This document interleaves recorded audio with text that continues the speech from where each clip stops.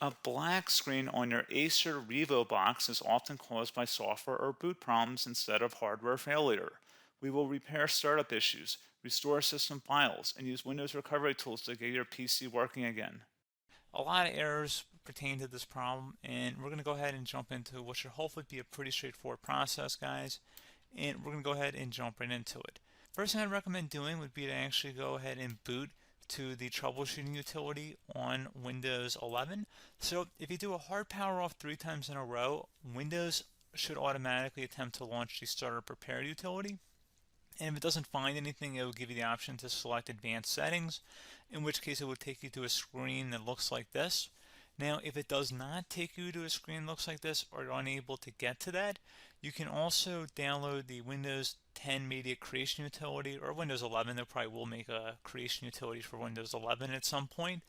And it doesn't really matter, you can actually run the Windows 10 utility on Windows 11 as far as I'm aware. And you should be able to run the troubleshooting utilities built in within it. So you just would go ahead and download it to an ISO file and then burn it to a DVD or USB. It'd have to be about 4 gigabytes or more. It couldn't be a small USB flash drive, and it couldn't be a CD. It'd have to be a DVD. And then you'd boot your computer from it. So depending on the computer manufacturer, you'd have to tap a different key on your keyboard in order to launch that menu, in order to select what boot drive you want to go off of. So it could be anything between the escape key, F2, F8, F12, for example, and those are the function keys on the top of your keyboard. So you may have to just do a little bit of trial and error. Shouldn't take you more than a couple minutes. Googling it would probably be best before you even begin. But anyway, we're ready to go ahead and jump right into it. So we're on the choose an option page. So these will look very similar whether you're booting from it directly within Windows itself, or if you're plugged in a USB flash drive with the media creation utility installed and you selected the recovery option. So when you are setting up your Windows 11 installation or Windows 10, depending on the drive you're using, there should be an option to repair your computer in the bottom left corner of the dialog window, one of the first screens that comes up. You go ahead and select that, and then it would take you to a troubleshooting screen like you see here. And you want to go ahead and select troubleshoot, reset your PC, or see advanced options. And then there are going to be a whole bunch of options in here that we're going to explore in today's video. The first one, we're going to actually go underneath advanced options, and then select startup prepare, fix problems that keep Windows from loading. So go ahead and select that first.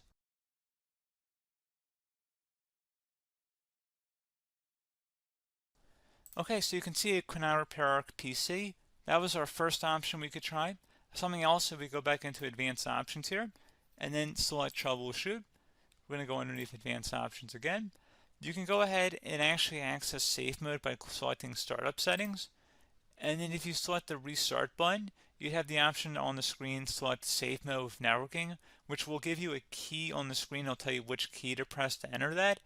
I believe it's the F7 key. It'll do that for you. I'm not going to go over that in today's tutorial because I don't really want to go into safe mode, but you're more than welcome to attempt that by going into here and then selecting restart. Again, it'll launch another screen. It'll say what key do you want to press, and it'll give you like 7 or 8 different options, and you want to select safe mode with networking. There's also an option for a command prompt too, but that's going to be something we're going to cover later in this video, and we don't even have to go through that in order to access it. So that's why I'm not going to really push for that, because unless you know exactly what's causing the problem, you probably don't need to go into safe mode. Unless you're trying to recover files, in which case then you definitely can go into safe mode, but we're trying to actually recover our computer here. So I hope that makes sense. Something else we can also try here as well would be to uninstall updates, remove recently installed quality or feature updates from Windows. So if you go ahead and select that, you can uninstall the latest quality updates, which generally is the more day-to-day updates. Feature updates are the less regularly released ones, like the big ones. I would equate it to service packs in like Windows 7 and Windows Vista and Windows XP. So larger updates that occur once or twice a year at most. And the quality updates are more just a regular update. So probably obviously depend, it'll take longer if you're going to try and uninstall the latest feature update versus quality update. And maybe you don't need to go back that far. So just giving you guys a couple pointers with that. Something else you can also look at here, and we're going to jump into the command prompt in a little bit, but you can select System Restore, which will use a restore point recorded on your PC to restore Windows. And this is something I would highly recommend here, guys. So select Next. Assuming you have a restore point saved on your computer, you go ahead and select the most recently created one, and you'll select next, and then you'll select the drive. You shouldn't actually have to select the drive. You can scan for affected programs, but we're going to keep it all default here, and then we're going to select finish. So once started, system restore cannot be interrupted. Do you want to continue? I think we're going to select yes. I don't think we have anything better to do on our computer right now, so just give it a moment here to initialize. It will take a couple minutes to run, obviously depending on how large your hard drive is and how much is saved on the system restore point. So just give it a couple minutes here.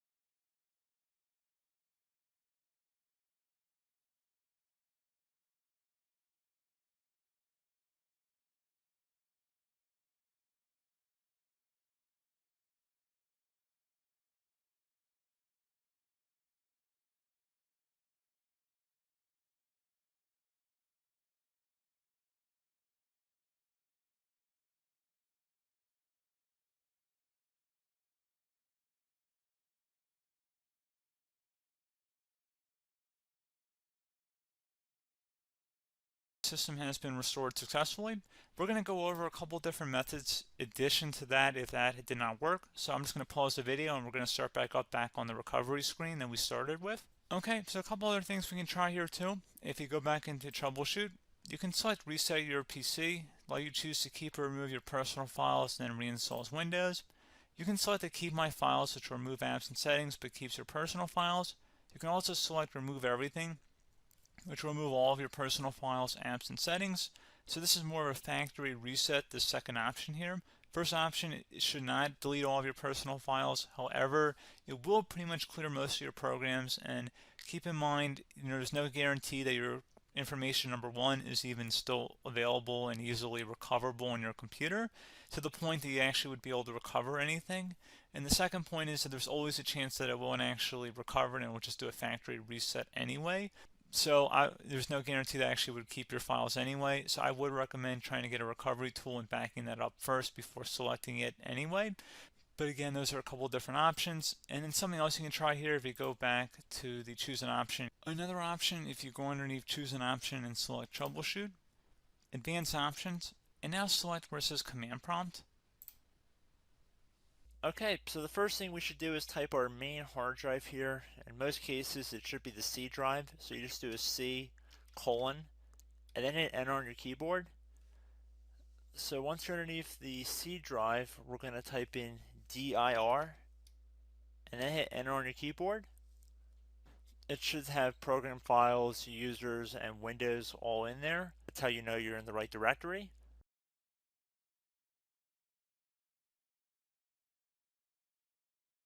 In some cases, it might be the D drive as well, so just keep that in mind.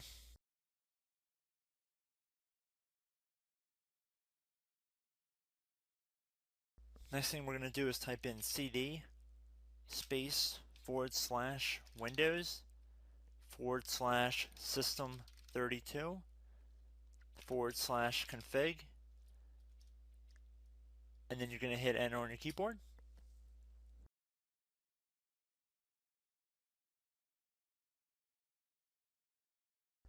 So now you're going to type md space backup.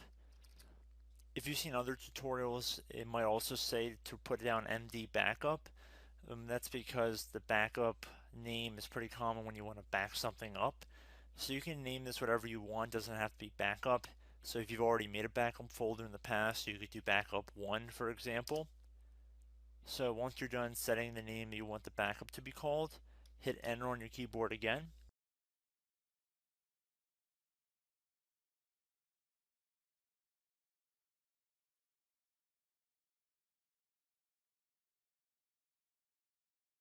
At this point you want to type copy, C-O-P-Y, space, then you want to do the star symbol above the 8 key, then do a period or a dot, whatever you want to call it, then another star sign, and then another space, and then type backup, and then hit enter on your keyboard.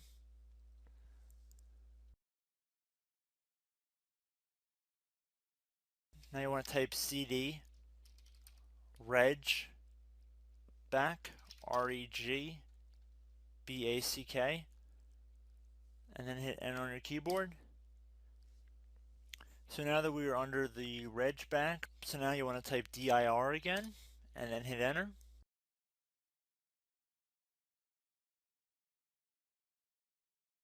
So now at this point we're going to type copy again. So copy, space, $,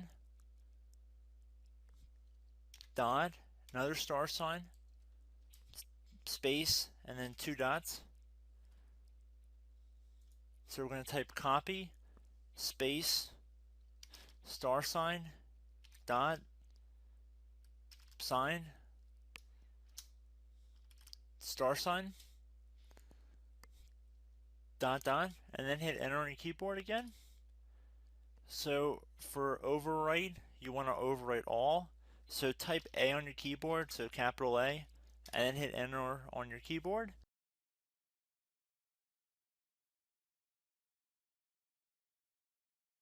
So at this point you should be good to go. You can close out of the command prompt window, and if you accidentally continue to Windows 10 you should be all set.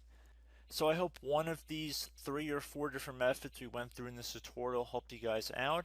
Again, I'm not sure if you guys heard me earlier, but try to go back into your safe mode if possible and uninstall any programs you know might be conflicting with the Windows startup if you can get into safe mode. So just keep that in mind. Something very simple like that could be blocking up everything. So again, I hope this tutorial helped you guys out, and I will catch you in the next tutorial. Goodbye.